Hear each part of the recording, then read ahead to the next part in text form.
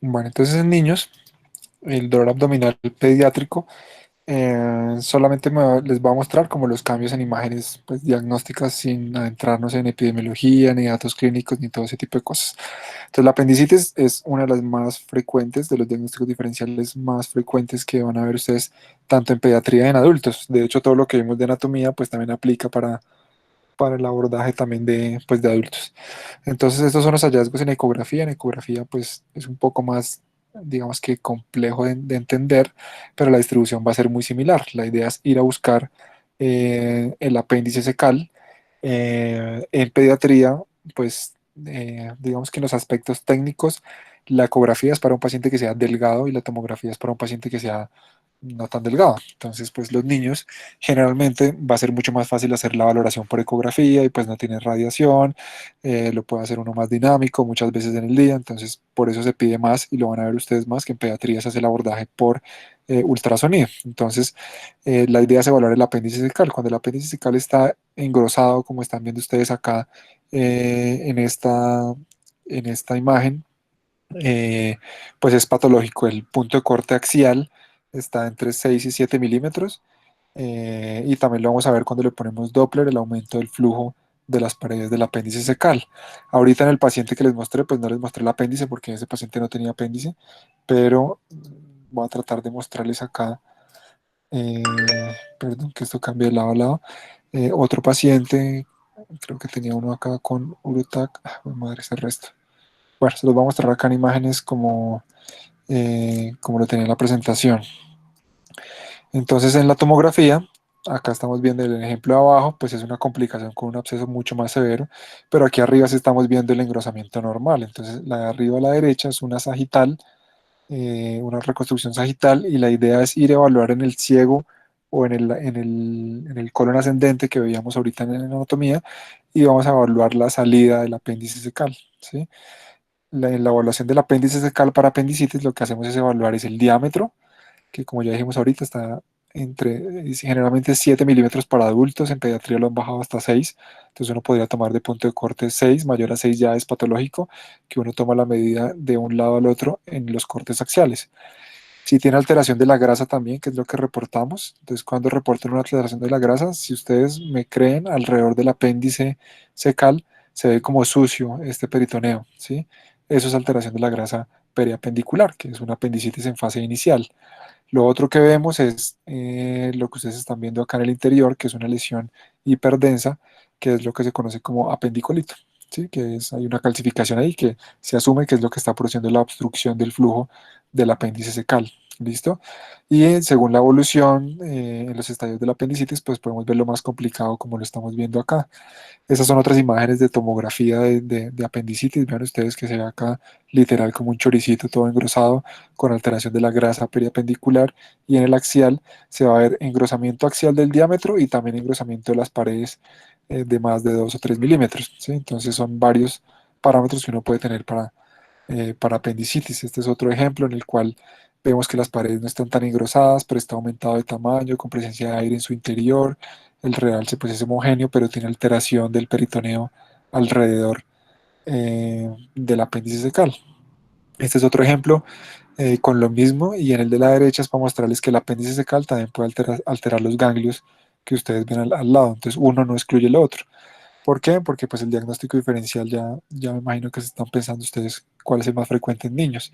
Este es otro ejemplo con el apendicolito que se rompe y hace peritonitis, y el apendicolito pues puede migrar, de hecho, hacia arriba, hacia el hígado. Entonces podemos ver esos cálculos por allá arriba, o esas calcificaciones que pueden estar también presentes en la apendicitis. El diagnóstico diferencial pues, más importante en niños es la adenitis mesentérica. En adultos no es diagnóstico diferencial tan frecuente, y lo que vamos a ver es la distribución anatómica que veíamos ahorita de los ganglios. Pues vamos a ver es que esos ganglios engrosados de tamaño cerca a la válvula ileocecal y el apéndice cecal. Entonces en ecografía pues uno va a ver esto es como se ve un ganglio en ecografía aumentado de tamaño, negrito, que la semiología en ecografía es hipoecoico, aumentado de tamaño, que si el paciente pues tiene el dolor ahí y el apéndice se ve normal, pues uno queda con que es una adenitis mesentérica. Pero como les mostré ahorita, que uno vea el ganglio y no vea el apéndice, no me excluye el apendicitis, porque el apendicitis puede dar los dos. Eso es en tomografía. Vean ustedes hacia donde estaba el mesenterio con los vasos que irrigaban el colon ascendente, el ciego y el apéndice, que habíamos dicho que era la iliobisecoapendiculocólica. Están estas bolitas que ustedes ven acá, que son ganglios inflamados. Este es en el coronal y a la derecha en el axial. Aumento del diámetro de los ganglios, engrosados, aumentados de tamaño, que es lo que nos daría el diagnóstico de una adenitis mesentérica si encontramos el apéndice normal. La siguiente en frecuencia en pediatría, más hacia el pediátrico preescolar, entre más chiquito, pues se da con más frecuencia comparado con el adolescente o el escolar, que es la intususcepción intestinal o invaginación intestinal. Entonces, como ustedes están viendo en el esquema, lo que pasa es que literal se mete el intestino dentro del intestino. Eso es lo que se conoce como invaginación o intususcepción. Y la más frecuente es la ileocólica. Entonces, este reparo anatómico que habíamos dicho, de hecho, hace parte del diagnóstico diferencial de dolor en fosa ilíaca derecha, porque estamos en la válvula ileocecal, el apéndice, y acá en la válvula ileocecal el ilio se mete dentro del ciego y nos va a formar esta intususcepción. Pero esa intususcepción puede pasar en todo el intestino delgado sin ningún problema. Este es un ejemplo de intususcepción en ultrasonido. Le estamos evaluando las asas intestinales y estamos viendo las paredes de la asa intestinal, digamos que proximal, y dentro de la asa proximal está metida la otra asa intestinal distal. Ese es en un corte axial y este sería en un corte longitudinal en el cual estamos viendo las paredes de la asa proximal y una asa intestinal distal como que dentro. En tomografía la vamos a ver así. En la izquierda están viendo ustedes una imagen axial. Estas son imágenes de Radiopedia, son de la literatura, en el cual lo que se conoce o lo que se escribe es el signo de la diana, que es el intestino delgado todo engrosado. Si ven ustedes las paredes que veíamos en anatomía normal, que son paredes delgadas, sin engrosamiento de más de 3 4 milímetros. Vean ustedes este signo, que es el signo de la diana totalmente engrosado, y en este coronal pues estamos viendo cómo se mete ese intestino dentro del intestino por la invaginación o por la intususcepción. Esto antiguamente se manejaba, se canalizaba el recto del bebé y se hacía se le inyectaba aire eh, para tratar de desvaginar a estos pacientes. Hoy en día se sigue haciendo igual, pero se hace sobre el quirófano porque el riesgo que exista es que uno lo perfore y pues toca operar al paciente de una vez. Obviamente ese riesgo va a aumentar con el tiempo y si tiene necrosis de las paredes y todo eso, pero la idea es entrar uno endoluminal y tratar de desvaginarlo y con eso se acaba el problema. La otra es la enteritis infecciosa, que es mucho más frecuente pues en pediatría, que es por diarrea.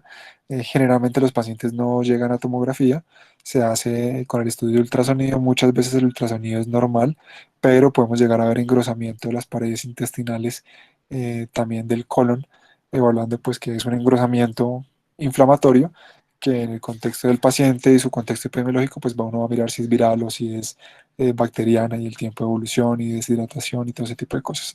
Entonces vean ustedes en tomografía cómo se vería. Se vería un engrosamiento de la pared de las asas gruesas, eh, en el cual pues, nos va a hablar de una colitis infecciosa, pues en el contexto del paciente infeccioso.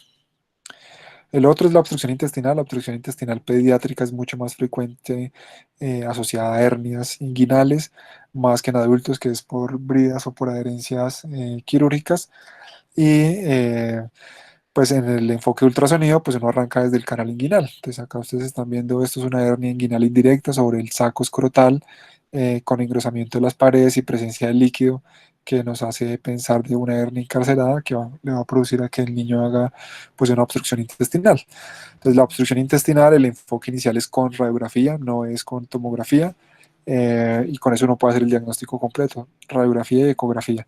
Muchas veces no es tan claro, la radiografía no es tan clara, entonces pasamos a una tomografía, y en la tomografía lo importante es evaluar, sí, creo que eso lo tengo ahora, sí, evaluar si la obstrucción es de asas gruesas o de asas delgadas. En los canales inguinales se meten más las asas intestinales delgadas. Entonces, ¿cómo diferenciamos las asas gruesas de las asas delgadas? En esta tomografía se puede ver en la de la derecha, que es la del coronal, estamos viendo unas asas intestinales dilatadas que no tienen ninguna lineecita en su interior como esta que están viendo ustedes acá. ¿Sí? Compárenla con esta otra asa intestinal que sí tiene lineecitas que van de un lado a otro. Estas lineecitas se conocen como válvulas condimentes o válvulas de Kerkrin que están presentes solo en el intestino delgado. El intestino grueso no tiene esas válvulas. Entonces, si uno ve asas gruesas, como estas que se están viendo en el axial, si recuerdan ahorita en anatomía, estábamos viendo que esto hacía parte del colon transverso. Si uno ve dilatado eso, pues uno dice, bueno, eso es intestino grueso. Pero si uno ve estas, es intestino delgado. Este paciente tiene las dos. Se origina desde el intestino grueso y se extiende hasta el intestino delgado. Entonces, con eso uno puede saber, si ustedes pues ven un niño y el niño tiene dilatación solo de asas gruesas, difícilmente tenga una hernia inguinal asociada, pero si es delgado, pues sí está en relación con las hernias inguinales. El divertículo de Meckel, ya casi para terminar, entonces es prácticamente como un apéndice embrionario, pero lo más importante es que es del intestino delgado, ¿sí? No del intestino grueso. O sea, el apéndice cecal sale del ciego. Este divertículo de Meckel sale del intestino delgado. Entonces, su distribución patológica es muy parecida a la de un apéndice cecal: engrosamiento de sus paredes, engrosamiento del eje axial, alteración de alrededor con líquido libre, pero va a estar siempre relacionado a intestino delgado. En tomografía, vean ustedes que a veces no es tan fácil porque dependiendo de la distribución del intestino delgado, como estamos viendo acá, vean ustedes en el de la derecha, que es un corte coronal, todos los vasos mesentéricos están relacionados con intestino delgado. ¿Sí? Entonces, si tenemos como ese apéndice de cara alterado, pero está pegado a la pared de intestino delgado, es un divertículo de Meckel. ¿Sí? Dependiendo de la distribución, si el paciente tiene, por ejemplo, un dólico colon, que es que tiene muy largo el colon y el intestino, pues se puede ser tan de malas que se presenta en fosa ilíaca derecha e interpretarse como una apendicitis. Entonces, el diagnóstico diferencial ahí importante es ese que les dije de delgado a grueso, como en este, vean, casi que metido o incluido en la fosa pélvica del paciente. Y finalmente, las últimas dos son las patologías que no tienen nada, o sea, aparte del dolor abdominal, pero pues no tiene nada que ver con intestinal, ni con apéndice, ni nada de eso, sino es la patología urológica y en niños la patología ginecológica. Entonces la patología urológica, como también lo veíamos ahorita y también me lo preguntaban, muchas veces uno ve esta dilatación en ecografía, que es de la pelvis renal. Este es el riñón que están viendo ustedes acá, estos son los cálices renales, y aquí hacia la salida tenemos esta dilatación, que puede ser o una pelvis extrarrenal o puede ser una obstrucción pielocalicial, que es frecuente en niños. Pues no es que sea más frecuente en niños que en adultos, sino que como hace obstrucción y genera compromiso del parénquima, pues se va a presentar mucho más rápido, entonces las encuentra uno más en la edad pediátrica. Entonces,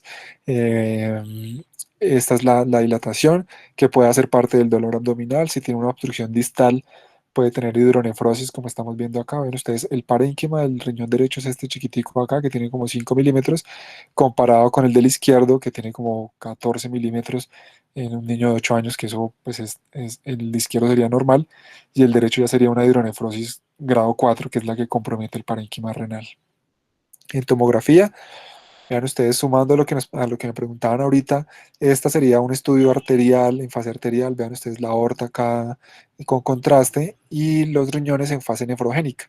El riñón izquierdo es normal, pero si miran el riñón derecho, tiene como unos parches hipodensos, unas lesiones hipodensas, que es lo que pasa en la pielonefritis avanzada, que es que por la infección, recuerden que aquí la circulación a nivel renal tiende a ser como terminal, por decirlo así. Entonces el que más va a sufrir inicialmente es hacia la médula renal y luego hacia el parénquima renal. Entonces siempre vamos a ver como estas lesiones en cuña inicialmente por complicación de pielonefritis. Y finalmente la patología ginecológica. Entonces la patología ginecológica, pues la más frecuente que vamos a tener en las niñas son los quistes, con torsión o sin torsión, o los quistes hemorrágicos. Entonces, esto es por ecografía. Obviamente en un niño pues todo toca hacerlo transabdominal. Entonces arriba a la izquierda están viendo esta lesión que es hipoecoica, como con múltiples lineecitas en su interior que son focos ecogénicos que nos hablan de quistes hemorrágicos. Si ustedes se dan cuenta, pues es un tamaño grande del quiste, que eso le puede dar dolor pues a una niña, a diferencia de los que están viendo hacia abajo, que son ovarios con quistes pequeños, que esos pues no, en teoría no deberían producir dolor. ¿Listo? A menos de que esté torcido ese ovario. Estas son imágenes de tomografía, coronal aquí ampliada a la izquierda y la genérica, por decirlo, hacia la derecha, con unas lesiones una lesión focal por encima de la vejiga, que es la que nos hace pensar de que sea una lesión anexial, probablemente con torsión. En ecografía, no lo tengo acá, pero si uno le pone Doppler, se va a ver como un remolino en los vasos, que se conoce como el signo de Whirlpool, por lavadora, que es como los vasos torcidos del ovario, que es lo mismo que se ve en la torsión testicular. Y listo. Con eso entonces terminamos la parte de